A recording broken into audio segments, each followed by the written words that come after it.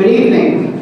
Good evening, Jim. We'll get started here. Thank you, everyone, for coming on this crazy night. My biggest fear is that tomorrow people are going to talk about this and say, you know, I was blown away. And they're going to say, was it that good? And they're going to say, no, I didn't even get there. I was blown away. So I really appreciate everybody coming. Wynn Armstrong is one of the members of the Bloomingdale Neighborhood History Group. I welcome you on behalf of the Bloomingdale Neighborhood History Group, and I'll tell you about some of us in a minute. But Wynn and I were talking about, we'll even do this a second time, because I think a lot of people have been asking about it, and you might spread the word on it. We have some fun stuff to attend to. So, the Bloomingdale Neighborhood History Group, we're a very loose organization that just does history in the neighborhood. Peter Arneson in the back is working some cameras. Marjorie Cohen in the back is at the desk. Wynn Armstrong sitting in the back. You know, Wynn downstairs just helping people navigate onto the elevator on Hill Tower and Camp Tice. And am I missing anybody else who's here? No, that's everybody. John. Website, John Gorham. Oh, John, yeah. John's helping us put together a website. And speaking of which, here is the website. Camp Tice set up some of this stuff where you could read stuff about, did you know there was a little Coney Island on West 110th Street? If you wanted to know about the 9th WL, or if you want to know about this building, the old Association for Aged and Indigent Females, you would go to our website and read some wonderful history there. So, you know, we're in a landmark building, and we hear, thanks to the Hospitaling International New York organization, this is the largest hospital in the Western Hemisphere, and it's a real treasure for the community. And they facilitate these presentations for us. We have monthly meetings here where we plan out some stuff. We also have a tour coming up on Sunday. All our tours are free. It starts from the hospital building, right in front of the building, at 2 o'clock. Hopefully the weather will be much better. We have another presentation, our next presentation. We try to do about one presentation a month, except for the summer. Our next presentation is on March 1st, and it's the Bloomingdale School of Music. Some of their history, but also some performance pieces. And it'll start a little bit earlier than our regular time. It's going to start at 6 p.m. I'm reminded of some of the many presentations we've had here over the last 2 or 3 or even 4 years. We've had stuff on geology. We had the best geologist in the city, Sid Bernstein, here. On the grid, the famous grid on how we get our streets. We not only had people here from the Museum of the City of New York, but we also had Margaret Holloway, who wrote a book about the fellow that pretty much did the grid. We've had Straus Park people here from the Straus Family Historical Society. We've had Michael Susi, who's written 2 books about the Upper West Side, giving us a lot of detail. John Turnak, who's probably the reigning expert on New York City subway history, he was here, etc., etc., etc. We've had so many presentations, I'm not even going to run through them. But tonight, it's fair to say that, you know, many notable people have lived in our Bloomingdale neighborhood, from movie stars to presidents. And our illustrious history also includes, believe it or not, the first modern water supply system in the United States and the first elevated railroad in the United States, the 9th WL. And we never take for granted the renowned institutions that we have here, medical, academic, and otherwise. And we certainly don't take for granted the spectacular buildings that we have in our neighborhood. And this is in a city that really, really values buildings. We have some very wonderful ones that enable landmarking. But tonight we're going to attend to our sculptures, which indeed would make any small or even medium-sized city very, very proud. And all of this begins with this sculpture, Anna von Hyatt Huntington's Joan of Arc, which many of you probably know is down on 93rd Street, Riverside Drive. The very first presentation we had in this building was by a good friend of mine, Valerie Thaler. She may pop in a little bit later. And she did a whole presentation on why the Joan of Arc statue is on Riverside Drive and all of the detail that went with it. Here's a picture of Valerie in case you run into her. Her husband, Bob Petrie, is a pretty renowned docent at the New York Historical Society, and he gives tours to the hospital here. He takes people from other countries into Central Park. I see Nancy's just arrived. Nancy McKechnie on the back, Liz Giltower that I mentioned before, people that are part of our team. But let's start. This is the sculpture of higher education. This is education personified. I can't say enough about this, and I'm not, because we could spend the whole night just on Daniel Chester French's Alma Mater. This is a spectacular piece. You might not know that originally it was gold-plated. You also might not know that a bomb went off behind it during the student demonstrations. A lot of people know there's the hidden owl of Athena under the robe. You can search for that. It's something that all new Columbia and Barnard students do when they first come to the school. And has anybody ever been to Chesterwood up in West Stockbridge? Yeah.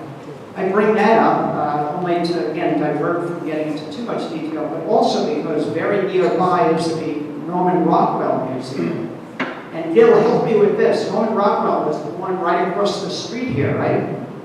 102nd Street? I think it was 206 West 103rd. 101st. Yeah. No, how many called 103rd. How do you say block?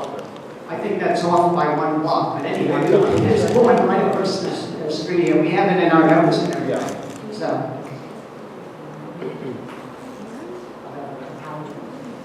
Does everybody know about the owl in Alma Mater? No. No? Well, I'll give you the first piece of homework.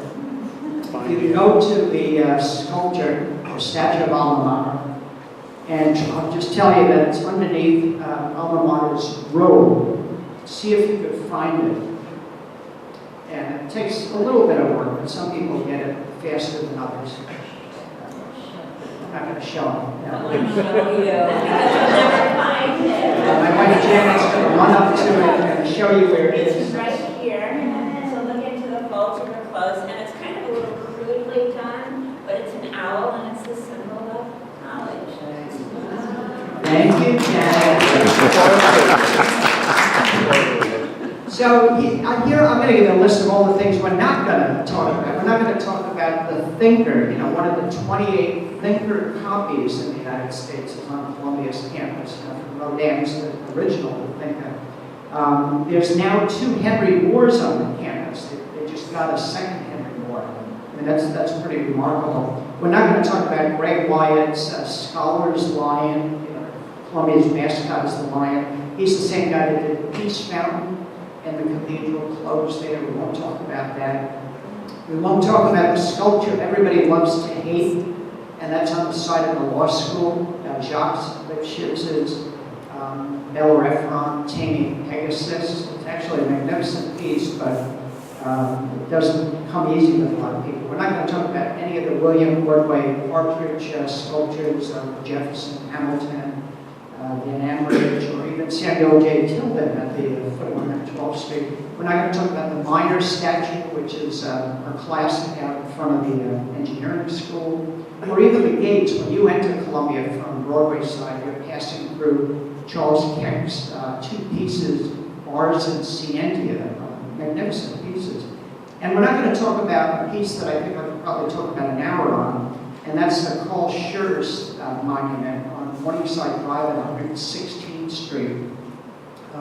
But that's a good example to show you that every time there's a public sculpture, there's typically an architect involved. In that case, it's Henry Bacon. Henry Bacon is the architect of the Lincoln Memorial. And Daniel Chester French, who we touched upon, was the architect of Lincoln and then the Lincoln Memorial. Henry Bacon is also the person responsible for the street lights in Central Park. It's a very generic type of street light. So, but here's what we're going to talk about, just two funky things. That's a technical art term, funky. Two funky things from the Columbia campus.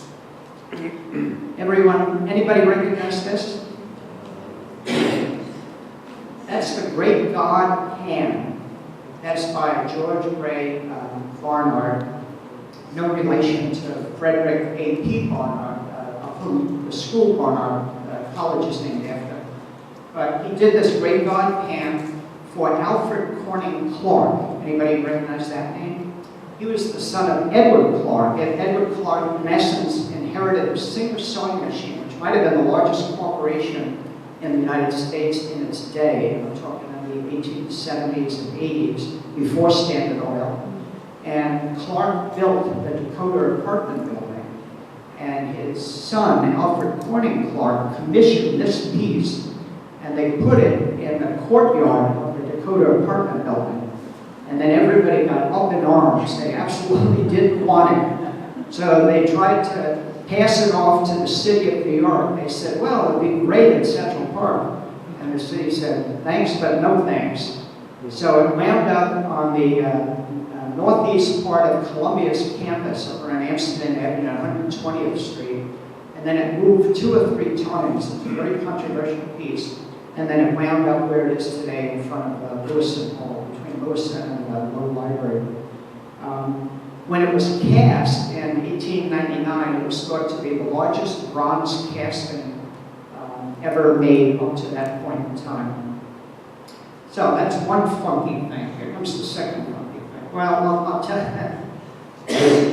Even before I show you the picture of this, a report came out from the Department of Transportation in 1910 that said, we heard there's going to be a huge granite sphere in the middle of 116th Street between Amsterdam Avenue and Broadway. Now, if you know what I'm talking about, today that's College Walk, but it actually was a thoroughfare for cars and vehicles up until 1958, and then it got closed. So anyhow, the Department of Transportation was up in arms about this 7-foot diameter sphere that was going to come to 116th Street. Well, as it turns out, it was coming, but it was going to be a little bit off to the south side, on the south, what they call the south field. This is what it looks like. So if you're familiar with Columbia's campus, you'll probably recognize the bottom part of it. This was all donated by a class of 1885. William Ordway Partridge, who did Tillman and some of the sculptures on campus of Jefferson and Hamilton, actually did some of the little reliefs that are built into the base there. But this was, in its day, the largest sphere in the world. It was 7 feet in diameter. In 1944, it cracked, and then they tried putting an iron band around it, and it didn't look good, it didn't work well, and in 1946, they trashed it. So, can anybody see Albert Einstein here? Steve, were you with us when we toured up in Morningside Heights area with the college class? Yeah, we love to ask college students or anybody who tours up in the area to see if they can find Albert Einstein.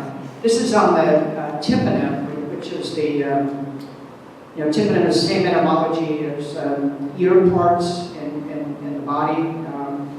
The door is this is the western portal of Riverside Church, but the tympanum has all those sculptured figures in a couple of different courses there. And in the second course, there's 14 scientists. One of them is Albert Einstein. Similarly, you want to know which one is Einstein? Well, give me a guess. That's not it. I wish somebody would tell me why there's this puppet.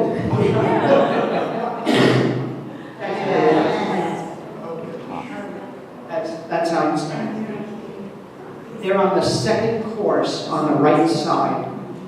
So next time you're over there, you should have no trouble picking it out. Where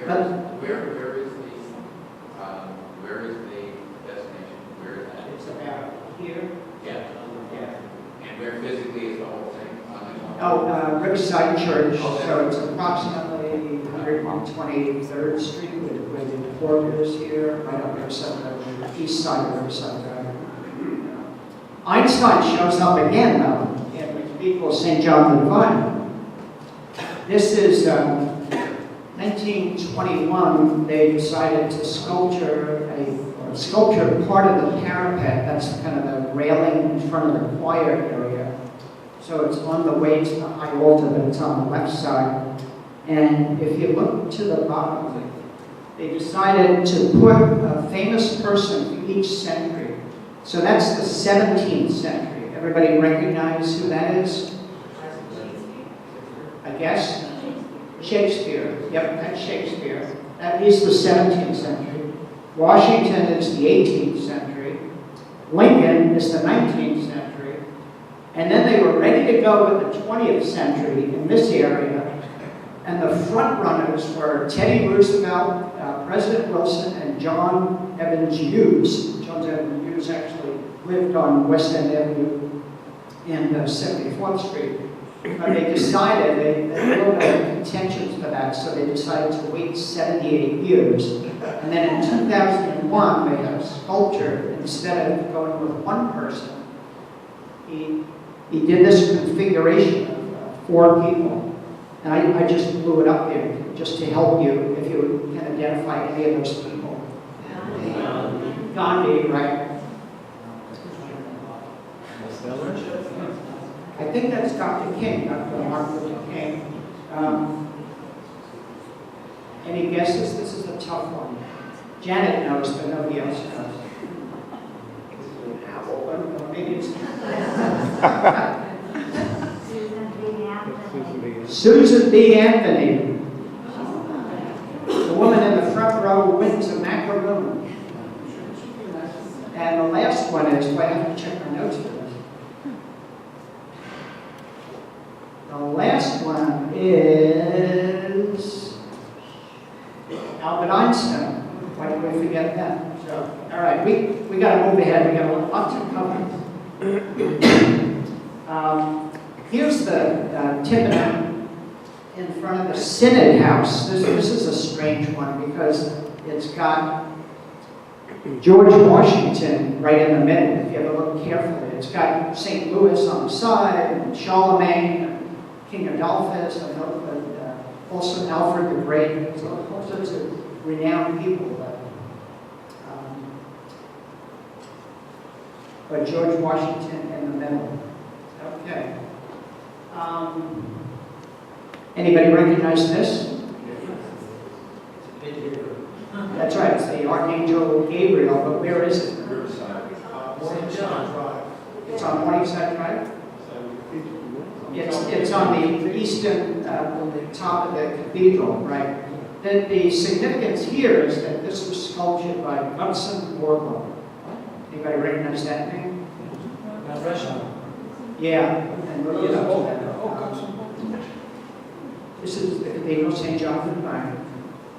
So next time there's a falcon or something, a pigeon or something. Falcon. And there's Borglum with Mount Rushmore. I put his address there for when he was working on the cathedral stuff. And incidentally, he was not a charming person. There's a couple of people, I don't know if you read the news, that are not necessarily charming. and he was one of them. He actually got kicked off a few jobs. When he worked at the cathedral, he would put men's faces on, he put women's faces on angels, which were supposed to be men. And they got really annoyed at him and said, you got to change it and whatnot. And he did, but then he put like Adam's apples and peaches and really toyed around with them a little bit. But he lived you can see from the address here, 126 West 104th Street. That's about 50 feet away from where I'm standing now. You know, before they built the Douglass houses through some of the urban renewal here and whatnot, there were tenements on most of the side streets, and he literally lived here for a while. Is that an empty spot for trouble? Don't start, Steve. All right. Okay, I'm gonna do a little diversion on this. This should be fun. Anybody know where this is? Anybody recognize it? The Apollo, exactly. This is probably amateur night at the Apollo. Does anybody recognize who's in the upper right hand? Bernie, yeah, Bernie did what every person who gets onto the stage of the Apollo does, which is they rub the tree of hope. If you perform at the Apollo and talk on the stage, you're supposed to get up on the stage, rub the tree of hope, that little stump there you can see. And if you don't do that, there's the tree of hope. If you don't do that, the audience goes wild, and you'll get run out of town. So what am I talking about? That's what it actually looked like. It was a real tree. The great African-American vaudeville and early jazz performers, and certainly the early performers of the Apollo Theater, and it included all the great ones, would rub this tree, and it was a real tree on 131st Street and Adam Clayton Powell Boulevard, then called 7th Avenue, in front of the Lafayette Theater, one of the great venues of music on the home. Bill Bojangles Robinson, everybody knows the great Bill Bojangles Robinson, he put a plaque down there to acknowledge it. And he's the one that arranged for it to be moved onto the stage of the Apollo. So it's an absolutely wonderful tradition that they have. When that got moved, there was nothing on 7th Avenue at 131st Street. So years later, it was replaced by this wonderful sculpture. I say wonderful because every time I jog by it, I'm really impressed by it. I think it's just a wonderful abstract sculpture. And why do I even bring any of this up? I bring this up because the designer of that sculpture is a fellow by the name of Algernon Miller. And Algernon Miller is the fellow who designed the Frederick Douglass Circle as we know it today. So a little bit of very brief history. In 1950, the circle got dedicated by then Borough President Robert Wagner, and he had in attendance, I think, 4 great-grandchildren of Frederick Douglass and 5 great-great-grandchildren. But here's Algernon Miller, and you can see that he's used these motifs from quilts, but it's much more complex than that. If you haven't walked within the circle, you must. You'll see all the references to the Big Dipper, the Little Dipper, the North Star, which is how slaves would find their way to the north, the Underground Railroad. There are wheel motifs there, wagon wheel motifs that will bring people to the north. I mean, it's a very elaborate and complex arrangement. Algernon Miller is still doing a lot of great sculptures in different venues, and he actually lives in a building on Central Park North. In fact, it's his mother that got the name change from 110th Street to Central Park North, where it's adjacent to the park. And he lives in the building where the first African-American borough president lived, Eulon Jack. I don't know if anybody remembers that name. And it was also the birthplace of all the people, Arthur Miller. So where It's at 41 Central Park North. So it's between 5th Avenue and Malcolm X Boulevard. It's the building right. Oh, everybody know where the circle is? It's Central Park West and Central Park North, which is a continuation of Cathedral Park. Here's the actual physical resemblance sculpture of Frederick Douglass, which was done by Gabriel Corin. He's a Hungarian artist, has still operating studio in Brooklyn. He did, if you've ever been in the Audubon Ballroom, his other notable work is Malcolm X, which is a very moving piece. So, let's see what we got next. He's looking to the north. Yeah. That's Frederick Douglass looking to the north. Anybody recognize this? I'm getting more obscure here. I bring this up because this was an 1847 building that got subsumed, check out that word, by Central Park. It was within what we know today as Central Park, at about 105th Street and 6th Avenue, is the old College of Mount St. Vincent. And when they were building the park initially only went up to 106th Street, and they didn't think that the sisters that had this College of Mount St. Vincent would have to move, but then they purchased another 4 blocks from Central Park between 106 and 110. And then Mount St. Vincent had to move up to Riverdale, where it is today. But this building got adaptively reused as, in effect, the administration building for the park. And it finally burned in a horrible fire in 1881. But in the interim, it was used for a number of things. It was actually used as a hospital for Civil War veterans for a while. And again, as an administration building. Both Calvert Vaux and Frederick Armstead physically lived in the building for a while. And the building stored a lot of stuff, and it famously had a little bit of art in there, especially a plaster cast by Thomas Crawford. Thomas Crawford was an artist sculptor in the United States. Unfortunately, all of that was lost in the fire of 1881. Right nearby that is a sacred spot, by my estimation, by the estimation of our Borough Historian Mike Miscione. He does a little ceremony every year with Andrew Haswell Green, who's a very important person and underappreciated in New York City history. So anyhow, Mike does this. And we've had Mike here 2 times, one time presenting on how New York City was consolidated, with Andrew Haswell Green being the main player, and another time on some quirky geography between Manhattan and the Bronx. But I show you this fellow, Karl Gruppe, who lived not too far from here, right on Manhattan Avenue between 105th and 106th Street.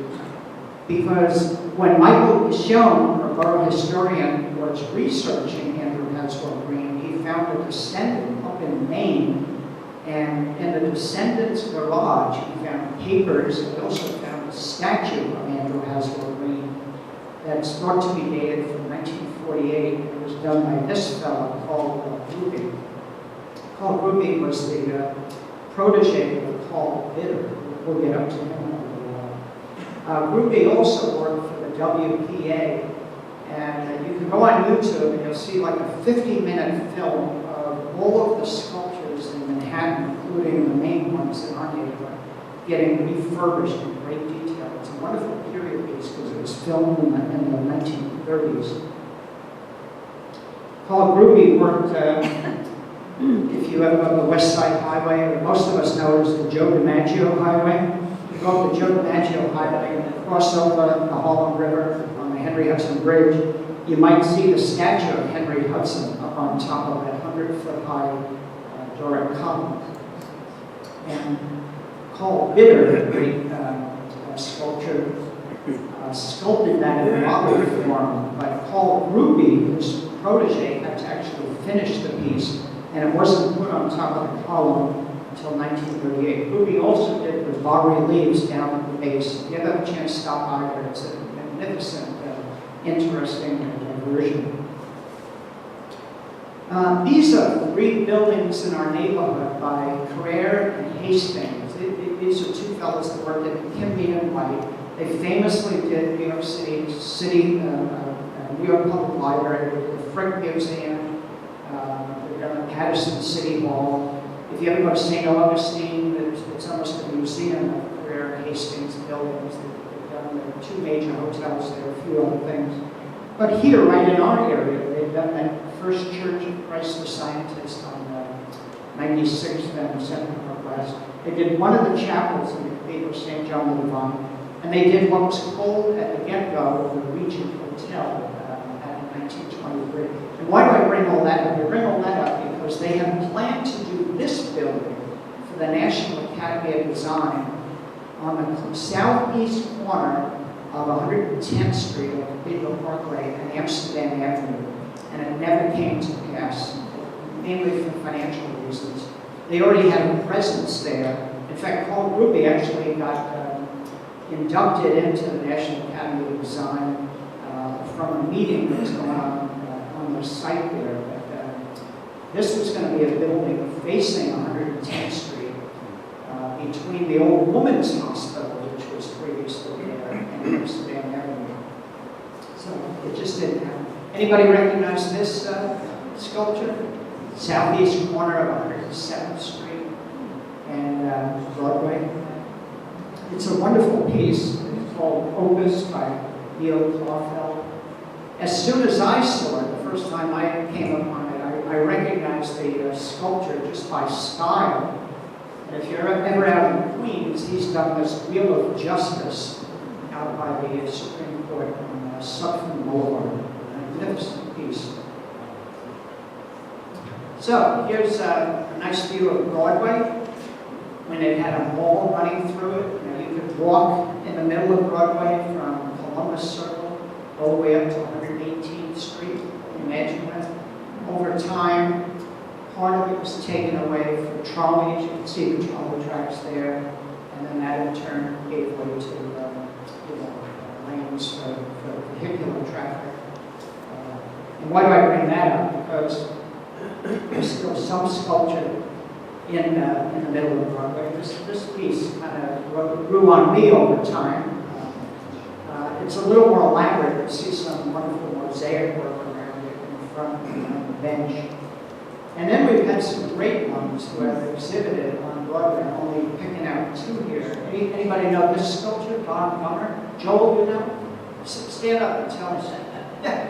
Well, he has a very important claim to fame. Joel's saying he has a very important claim to fame. What is it? Yell it out. And his wife's name is?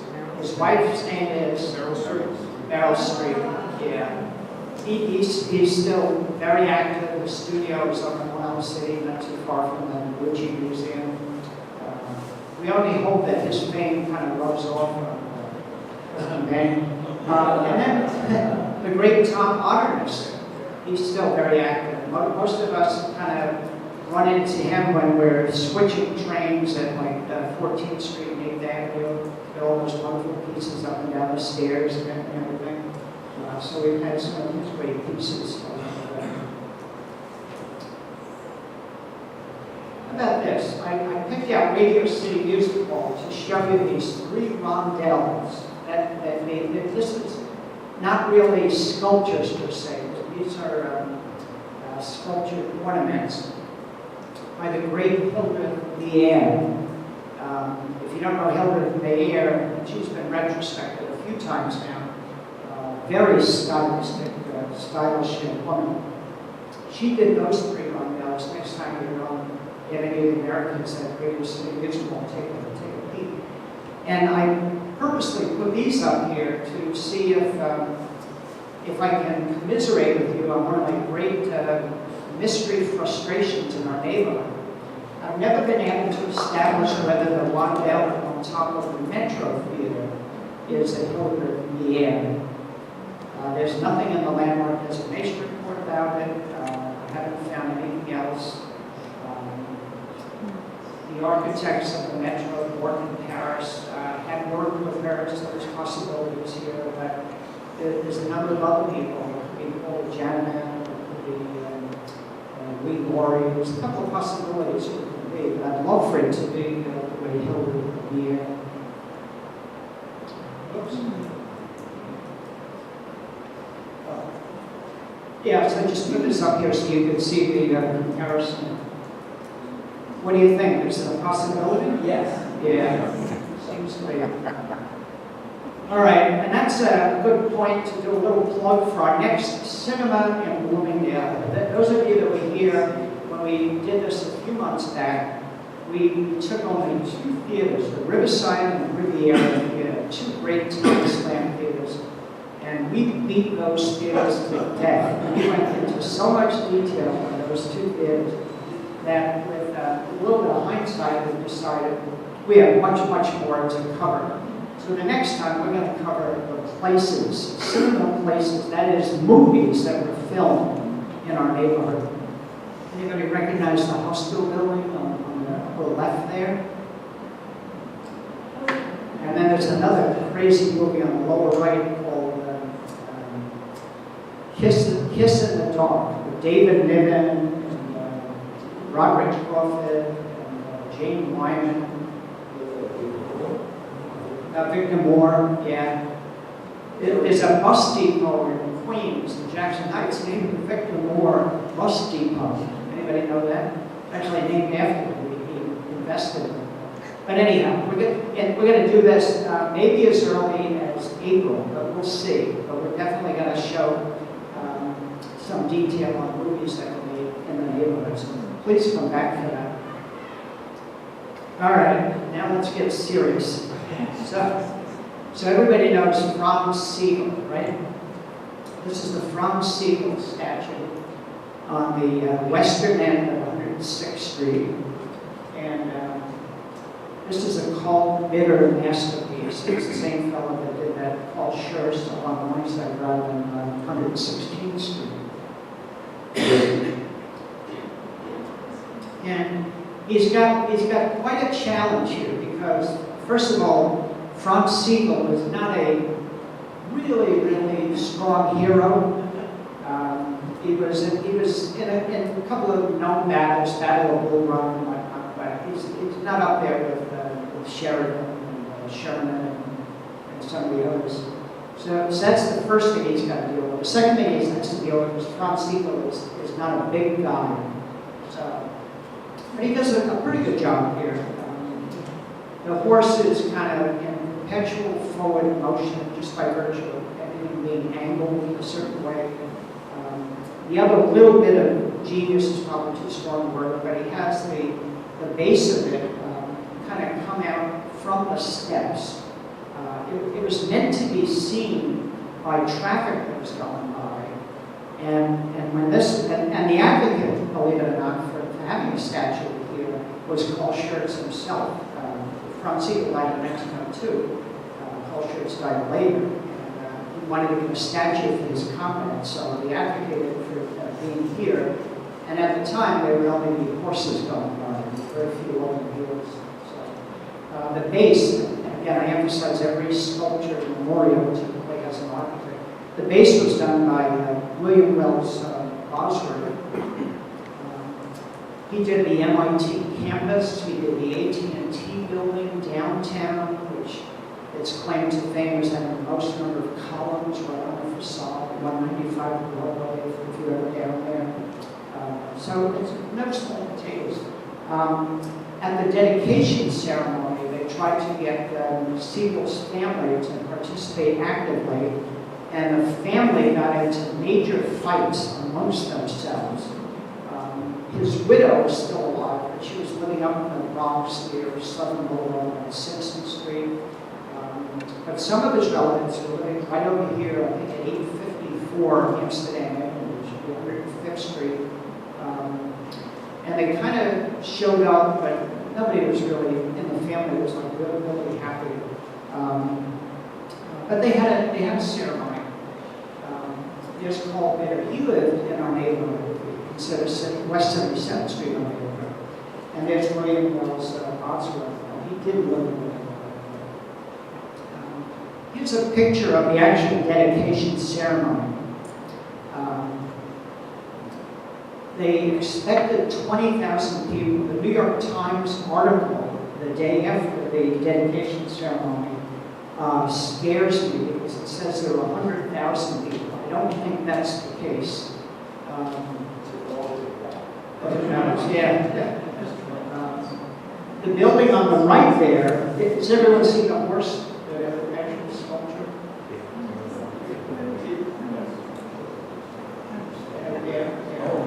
The building on the right there, the River Mansion, which really has two addresses. That's 337 Riverside Drive and there's a West 116th Street address. That was the home at the time. first person lived there, Fanny Marlowe. She was a very renowned actress in her day, right up there with Sarah Bernhardt and Fanny Temple. Steve, you know those names. Yeah. The building on the left, which is not there anymore, that's been replaced over time by 340 Riverside Drive. That was the home of Harry Norton Marvin. You're saying, who the heck was that? Any chance you know that name, Steve? He was an associate of Thomas Edison. He was actually in the room with Edison at 65 Fifth Avenue, where the Edison Illuminated Light Company was, when they pulled the switch to turn the first lights on in New York City. He's also the co-inventor of Mutoscope. Mutoscope was an early way of looking at films by looking down into a device that you paid 5 cents for. And then he was a co-inventor of the Biograph movie machine, which was really the progenitor of the modern movie maker. And he was the organizer of Biograph Film Company and the first president. When you think Biograph, think of Cecil B. Or not Cecil B. D.W. Griffith. Think of Mary Pickford. Mary Pickford lived for a while at 270 Riverside Park. So, pretty important. And when we do a cinema history thing about notable cinema people in the neighborhood, we'll come back to that. This is, we talked about Carrere and Hastings. This is a dedication to John Carrere. And there's his name. This was done by his partner, Thomas Hastings. This is on Riverside Park between 98th and 99th Street. It was recently refurbished. I don't know if anybody look familiar? Anybody? Yeah, it's right there. It has wonderful what we call Milford pink granite in Milford, Massachusetts. And after they refurbished it, the granite really shows quite well. Carrere, unfortunately, was killed by a car. You can see he died in 1911. He was killed by a car on Madison Avenue and 74th Street. Very tragic. He was not only a partner with Hastings, carried Hastings to build those great buildings I mentioned, like the New York Public Library and Frick, but he also helped plan a couple of cities, like the modern Cleveland, if you walk through Cleveland, a couple other cities he helped significantly plan. We go back. I'll tell you this story. This is a wild one. Gil, do you remember one time I was telling you about a sculpture that I thought was in Riverside Park or on Riverside Drive about 104th Street? You mean it was there and it sort of went missing? Yeah, it was there and it went missing. And there was this, I think you had a picture of the bear pedestal? Yeah. So this is what you know, we should do a whole presentation just on mysteries in the neighborhood. And this was one of them. I saw information indicating that there was a sculpture. And you know the wall in Riverside Park? Right? This sculpture was just over the wall at 104th Street, actually about 20 feet north of 104th Street. And so I finally found information on it. The New York Times had an article that indicated that the police were looking for the young thugs, meaning teenage boys, who knocked the statue or the sculpture off its base. And they were confident they were going to capture the kids, but on the base it gave the name of who the bust was. It was a bust. And they asked local people, who is this person? Nobody knew. They went to a couple of local institutions and they said, have you ever heard of this person? Nobody ever heard of him. Finally, at the New York Public Library, somebody there recognized the name. He goes down in history. You'll love this. He was a friend of Emerson and Thoreau. He started out as a Lutheran minister, switched to Congregationalism, eventually converted to Catholicism. And he was known at the time as the Bulldog Transcendentalist. What a moniker to have. So here he is. Orestes' grandson. He was, so this sculpture, you can see the wall behind it. I actually took a copy of this over to the spot, and I started matching up the blocks to figure out exactly where it was. I got that pinned down, but I haven't found anything in the ground. This was done for the Catholic Club in 1890 when it was on Central Park South. And then it got moved once or twice, and it wound up in Central Park, in Riverside Park, where you see it here in 1910. In fact, the dedication ceremony was run by then Senator James O'Gorman, who lived at 318 West 108th Street. And then, in 1941, it got moved up to Fordham University. And if you're ever on Fordham's campus, you can see it. It's right out there. Everybody know this piece, right? This, I used to think, was the first monument in Riverside Park, and I was wrong. This is what we call, Joe, a Korajic monument. Korajic, it modeled specifically after the Korajic monument at Lysistrata in Greece. It's a monument, they made monuments to athletes when they distinguished themselves. And they also made monuments to choruses, because when people performed in dance, theater, and choruses, if they did very well and they won competitions over and over and over again, they would be acknowledged in ways such as this. So this is a courageous monument. But that's not the first monument that was in Central Park. This, too, is a little bit of a mystery, a little bit hard to find. Oh, this is at 89th Street and Riverside Drive. Yeah. Steve? I have been inside. Have you been inside? Oh, yeah. When they have Open House New York, they used to. Janet and I went at one time. So if you have a chance to go inside, there's nothing special inside other than you look up in the drum, the cylinder. But it's a great monument for the city. The soldiers and sailors monument.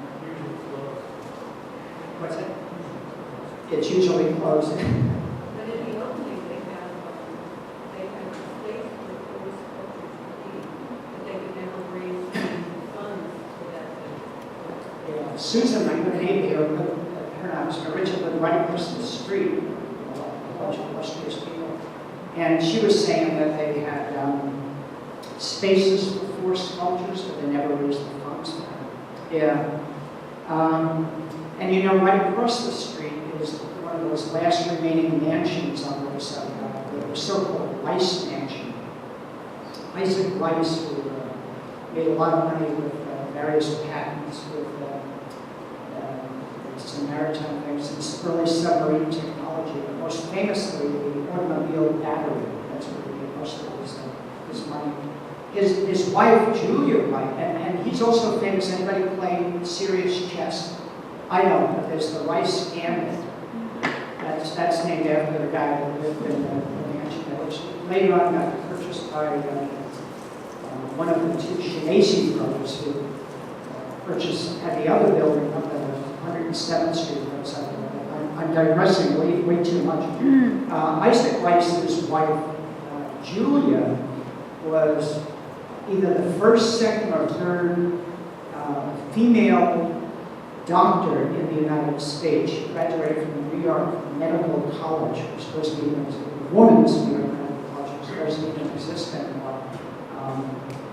And she also started the New York Society for the Suppression of Noise. And then the Rice Museum was known as Villa Julia, in deference to her. She was a force in the day. But anyhow, I can't show you a picture of the Rice Mansion with this earlier sculpture, but in Michael Susi's book on the upper side, you can turn right to this postcard view of the Rice Mansion with a picture of George Washington's statue. This is the statue that was on that site from 1884 to 1889. And then they moved it to the Met. And Met didn't own it. It was owned by the city of New York. So a few years later, they moved it back into City Hall, where it is today. So if you have the opportunity to go into City Hall, you'll see this copy of Putin's George Washington. The original of it is down at the state capitol in Richmond, Virginia. Speaking of George Washington, look at the size of this, especially compared to the people here. I love to show this just to remind myself and all of you that the 1939-1940 World's Fair, and it's the first World's Fair after about 25 World's Fairs that looked to the future. Every World's Fair before that looked to the past and recounted great inventions and achievements and stuff. The 39-40 World's Fair had a futuristic theme to it.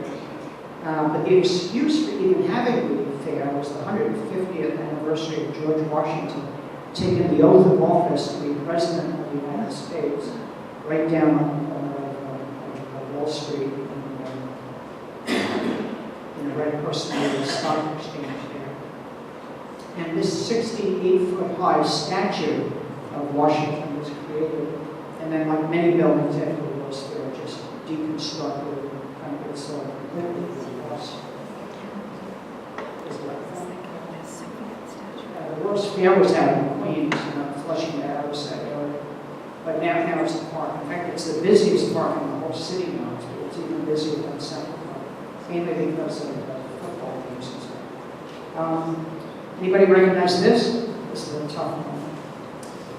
This looks like something out of the next Star Wars movie, but this was actually a plan. So, in a simple sense, it would have been a sculpture.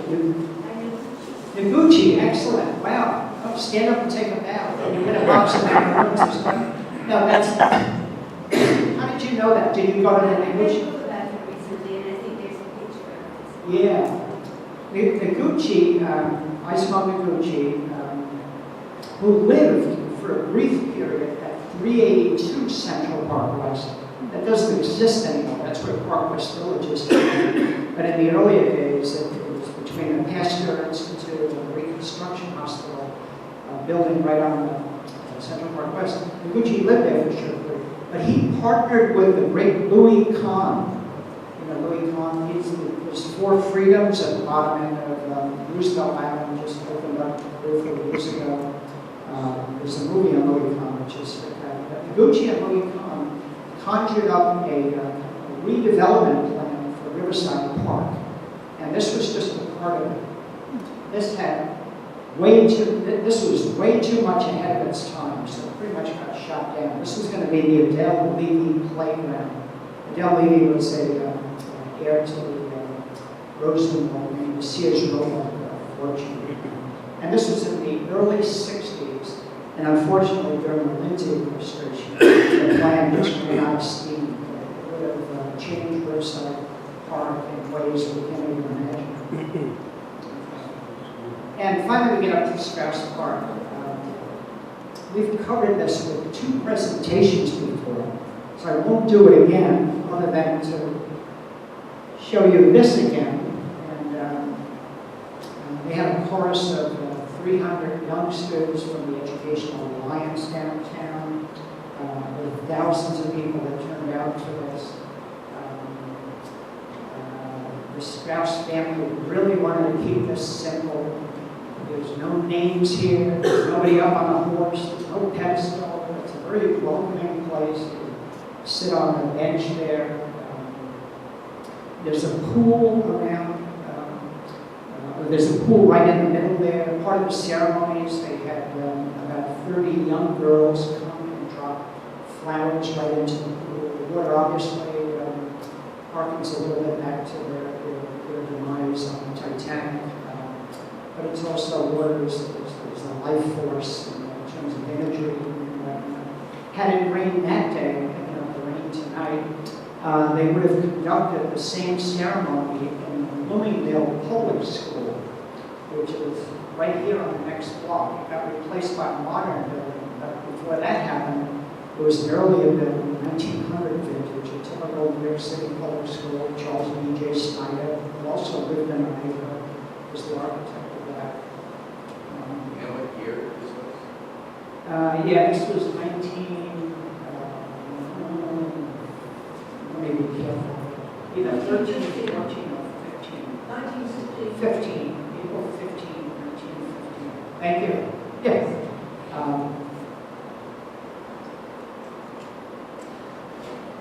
There's another picture that just shows that pool a little bit better. A little more detail I'll give you on this will really just go again into the sculpture and the architect. And again, I'll emphasize that most all sculpture memorials have an architect in them. In this case, the architect is Evarts Tracy. I apologize for this digression, but he was the great-grandnephew of Senator Evarts, Senator William Evarts. Senator William Evarts was involved in three of the most famous trials of the 1860s, 70s, and 80s.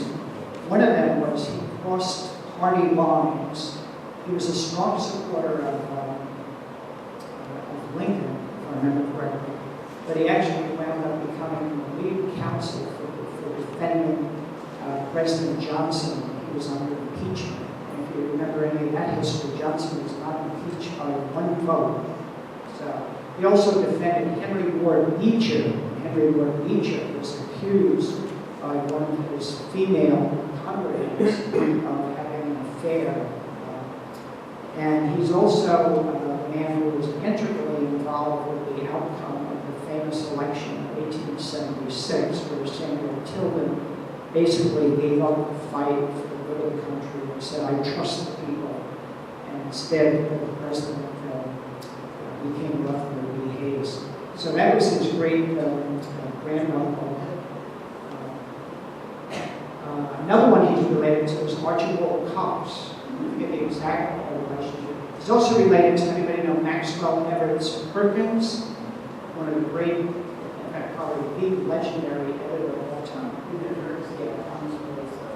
Editor Thomas Wolfe, Fitzgerald, Hemingway, and all the greats from that period worked closely with Maxwell Evarts Perkins.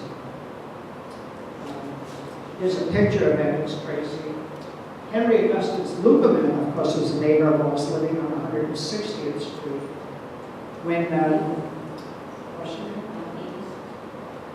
West 86th Street, yeah. When Gutzon Borglum, you know, again, we usually associate him with Mount Rushmore. Before that, they hired him to do that nefarious, it was going to be the world's largest sculpture at the time, the Confederate Generals Memorial on Stone Mountain, just outside of Atlanta. They hired Gutzon Borglum for that, and they fired him. They just couldn't work with him. So Augustus Luperman actually wound up, finishing, that off. So, but this really gets us to a picture of the official name of the sculpture, of course, is Memory. It looks like it's an allegorical figure of memory. It looks like she was just contemplating something from the past or far back in the regions of her memory.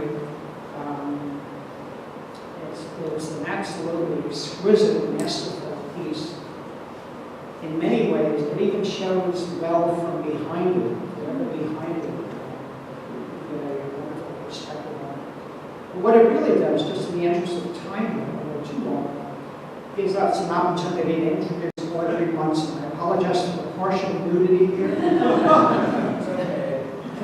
People like Steve, if they don't get full nudity, I feel like they're being shortchanged. But she's a story unto herself with so many I'll get back to it a little later. But these are just some, I mean some. She's posed for more than 50, maybe as much as 100 different sculptures through all over the city. On the left there is the main monument.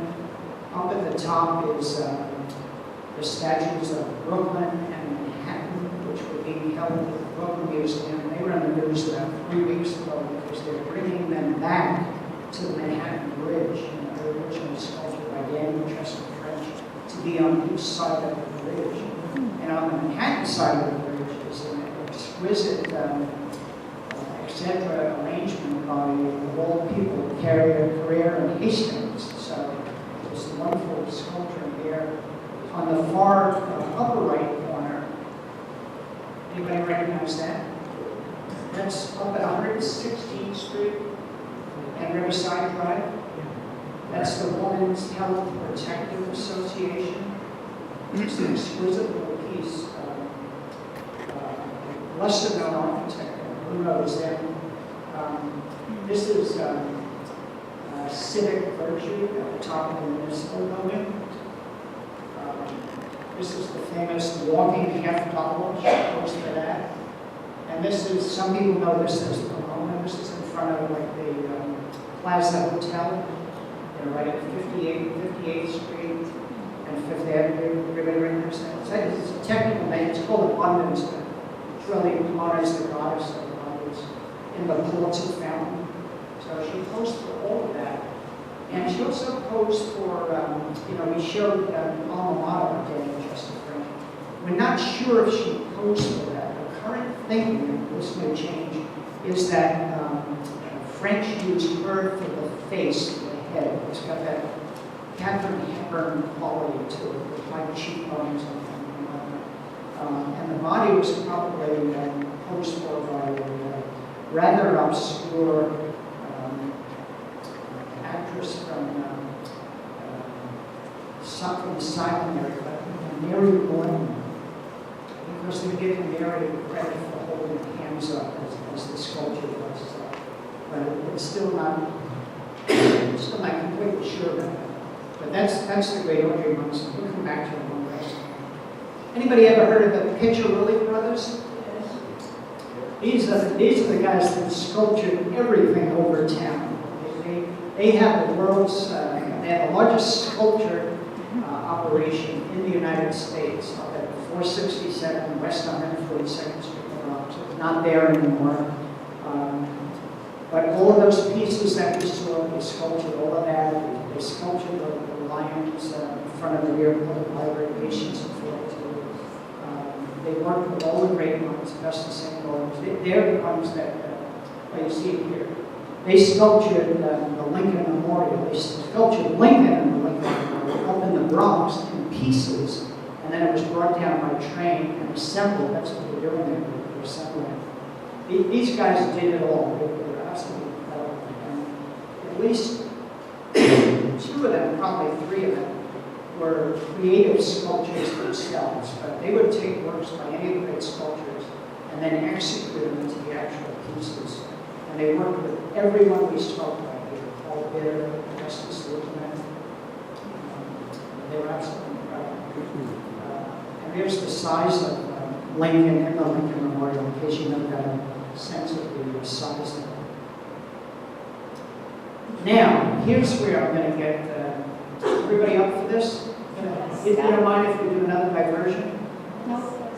Okay.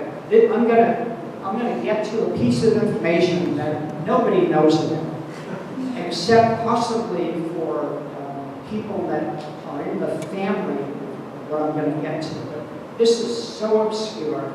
It's not on any website. It's not a footnote to a book. It's nowhere. It's completely brand new. And to get there, I'm going to connect Piccirilli Brothers with that building on the right. Does anybody recognize that building on the right? I'll give you a clue. It's where Lady Gaga grew up on West 70th Street. The Pythian Temple. That's a landmark building. If you ever walk down West 70th Street, you'll see that Pythian Temple. It's been adaptively changed into apartments. It's really spectacular. It's a Thomas Lamb building. When we beat to death the Riverside Church, the Riverside Theater, and the Riviera Theater, those are both Thomas Lamb theaters. He's one of the great theater architects of all time. He even did a theater, it's not there anymore, in Gilhelp, with the name Nemo, 110th Street at Broadway. You know, where Stevie is. whatever it is, that shopping. Yeah. He did the theater there, but he's done so many other nowadays, some of the great Lowe's theaters he's done. So that's Thomas Lamb.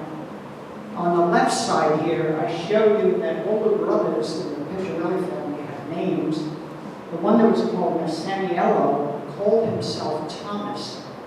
And Thomas Piccirilli had a son, Albert Piccirilli.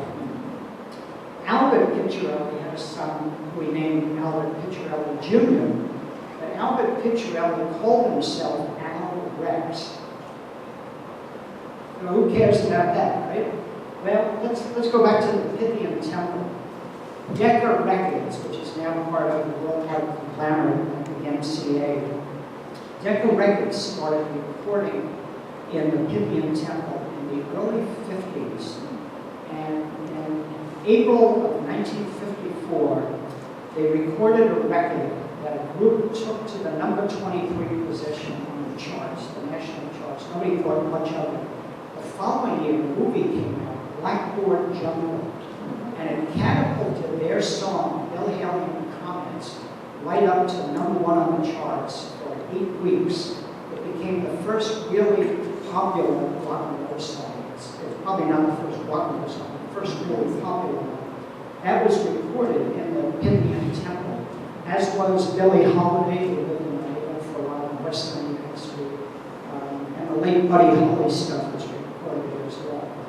So, why do I mention that? Bill Haley and the Comets had a guy who played bass, and as part of their routine, I apologize for all this arcana. The guy who played bass was very animated, and he had this ability to jump up on the bass. He was a stand-up bass, not a bass guitar. The ability to jump up on the bass while he's still playing it.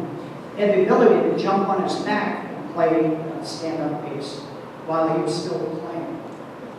So I apologize for these next pictures, but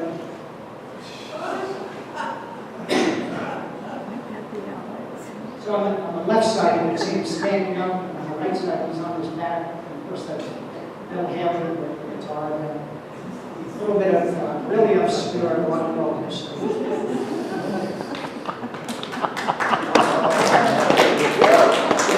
Way too kind. All right, so here's some more interesting detail. The great sculptor Frederick Douglass sculptured this piece called Civic Virtue in 1922.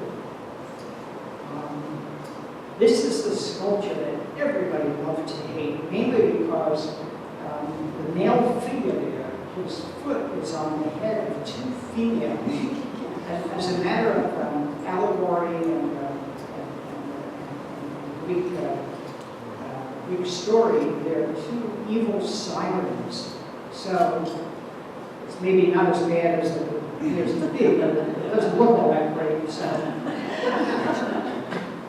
This was first in City Hall Park. Nobody thought much of it. But then they needed the space. They got rid of it. They sent it out to Queens, on Queens Boulevard, right by the courthouse building there, the Union Turnpike leads to Queens Boulevard. Joe, you and I have been out there, Nancy living there. And then it started getting very decayed and whatnot. And here we see it in Greenwood Cemetery. They were good enough to agree to take it and refurbish it.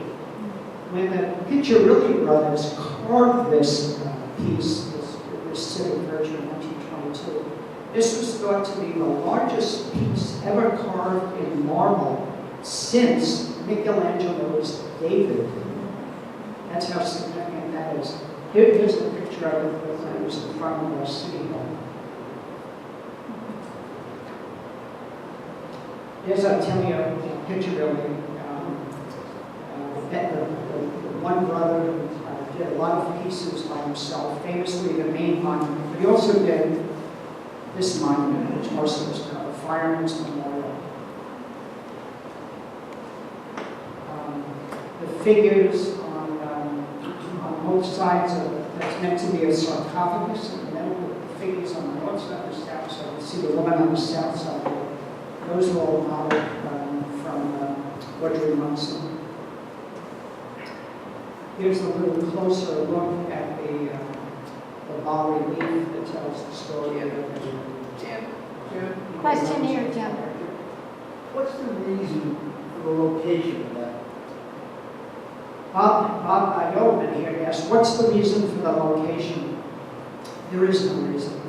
You know, that's when we began with Joan of Arc, my friend Audrey Munson asked me, she said, well, if anybody knows why Joan of Arc is on 93rd Riverside Park, Jim ought to know. Well, Jim doesn't know everything. Jim's still trying to figure out the last election. But it turns out this one was originally going to be where the tickets booth is on 47th Broadway. And then the fire commission at the time didn't want to be there. So then they toyed around with Central Park or South somewhere. They couldn't get agreement on that. And then finally, the people that had headed up the committee here, including, believe it or not, Mr. Straus, but also William Randolph Hearst, who was involved in a lot of the funding and whatnot, they argued to put it on the Riverside Drive because they were just getting frustrated with too much discussion about these other places. But there's no particular reason why it's there. It actually commemorates a fire that took place in 1908 down in 215 Canal Street. Horrible story where there was a picture frame factory and the battalion chief and some of his men, when they said the floor collapsed, they fell down into the basement. The basement was already flooded with water. So some of them died with that. The battalion chief weighed over 300 pounds. So they were having a hard time getting him out of the bottom. And one of the firemen actually put his leg down so that the battalion chief could grab onto it, but he couldn't do it. The combination of being so obese and the difficult conditions. So right after that, the funeral services, Bishop Henry Cotton Potter, who went on to bring the cathedral up to Tornado, he was the one that recommended that there ought to be a fireman's memorial. There's only one fireman's memorial in the whole city before this. You can still see it. It's down in James J. Walker Park. Mayor Jimmy Walker down on Roy Street, further down in the West Village. But this, to this day, is still absolutely spectacular. On the day they dedicated it and they unveiled it, they put 2 American flags over it. It was a windy day, just like tonight. And they had 6 firemen holding down the flags. And then they had 4 daughters of the firemen who pull off the flag to unveil the monument. It was very, very moving ceremony. So there's a lot more detail about it, but I'm going to give you another homework job here. You can find Attilio Piccirilli's name on the monument in 3 locations. So next time you're there, see if you can find it. You could also find the name of the architect. Actually, we can't see it with this image, but it's right around here. Karl Gruppe, Magnolia. He's a very renowned architect.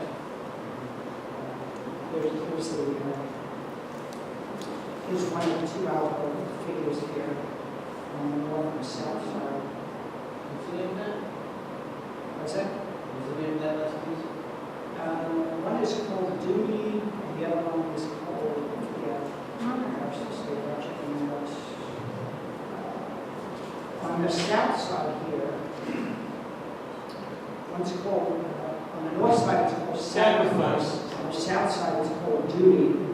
This one, Duty, if you look really carefully, you'll see the nose has been repaired. That was a common problem with sculptures. Usually they lose the swords or something that sticks out, but noses are not pretty commonly. In fact, Karl Gruppe, when he did that movie, you can check on YouTube, and they restored a lot of the sculptures around the city. They emphasized how they repaired the nose. So in 1930, they did that restoration. And then another restoration was done in 1991. That's when they found a copper box that had letters between the architect and some of the people in the fire. So, and I'm keeping everybody way too the sculptor of the monument won the competition to do the war memorial for the Robert Fulton centennial. Fulton's ship went out the Hudson River, they put in North River in 1809. 100 years later, they were going to build this stadium at the foot of 116th Street where it meets the Hudson River. I'm sorry I don't have a better image, but I thought I'd just give you a sense of that scale. He's done things all over, and this is just you may remember this, in Kansas City. Kansas City has one of the top 5 train stations in the middle of the whole country. And then he did this World War I memorial, which pretty much defines the city. This is modern Kansas City. So, Karl Van Buren Macmillan, his grandmother was the cousin to President Van Buren. And his mother, I think, was the sister of Edwin Booth's first wife.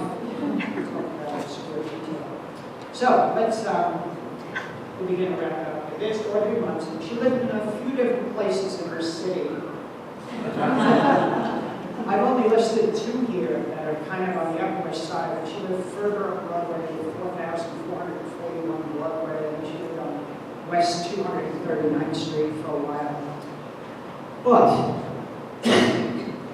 in 1930, and she was discovered in our neighborhood. She was walking by the Lincoln Arcade. You know, it's a question every so often in the New York Times or in the historical circles. Lincoln Center is named after Abraham Lincoln. And the answer is absolutely no. Because before there was Lincoln Center, there was the Lincoln Arcade. A number of the Ashingham painters and studios there, George Bellows and Sloan for a while. And there was a photographer there who saw Audrey Munson walking along the street, and he invited her in to take pictures, and it quickly circulated within the artistic community. But she more than proved herself, not just because of her beauty, admittedly that was her main capital, but she had this uncanny ability, much has been written about it, to pose in a way that just evoked the values that they were trying to eke out of the sculptures that they were creating. They just loved the way she did that. She was the favorite model of all the great sculptures for reasons that we probably don't fully appreciate. But in 1931, she left the city, her and her mother went back to the little town they came from, upstate New York, Mexico, New York. You'll have a hard time finding it on maps, but it's like north and west of Syracuse.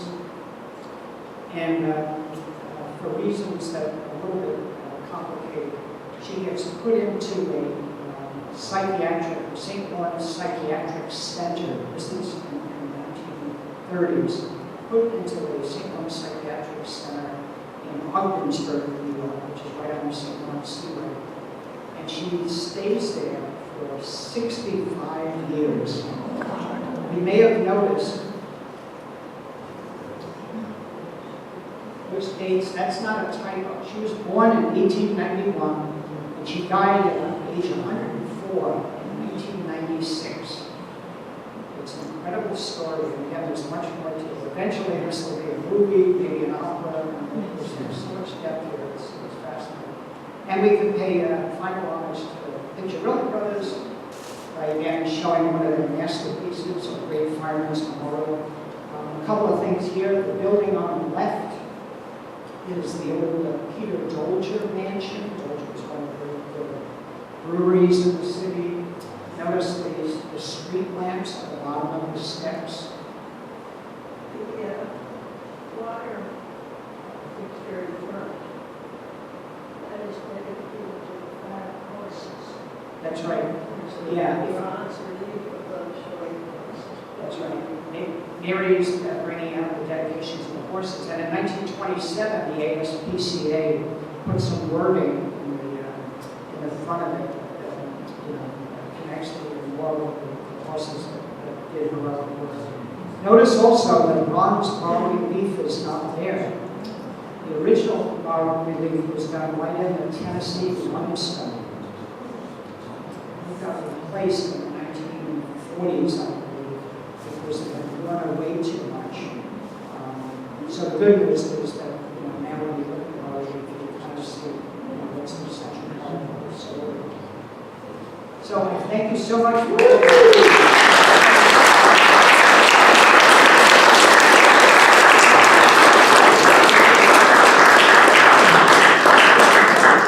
Any questions? I know it's late and people don't want to get home.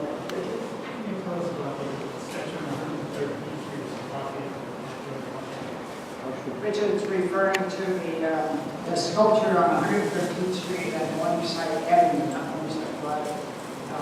It's the O.S. Bartoldi, the same fellow that did the Statue of Liberty, who did a magnificent piece there, Lafayette in Washington. You can go there and contemplate it. There's a more detailed story into now about who funded it. Every one of these sculptures took private funding. They're typically raised among school children and stuff like that. Bartoldi also gave us another piece of Lafayette in Union Square Park. Steve, quick.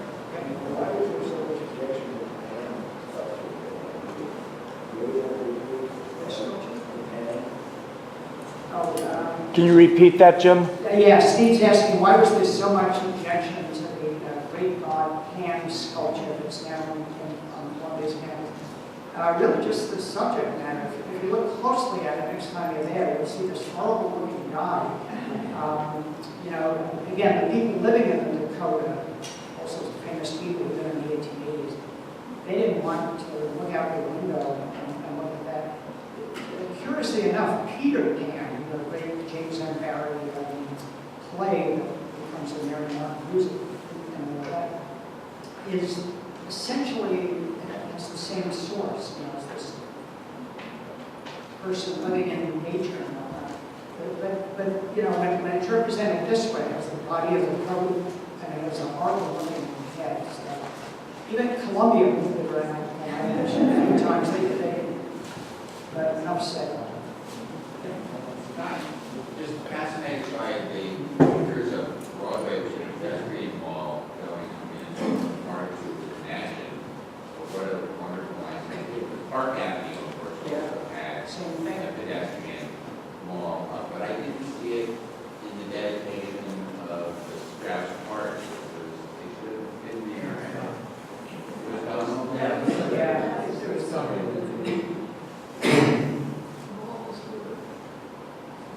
They're talking about the very character of Broadway, which before 1898 was called Boulevard, called Westwood, but it did have that park that went through. By the time of the Straus dedication, it had already been.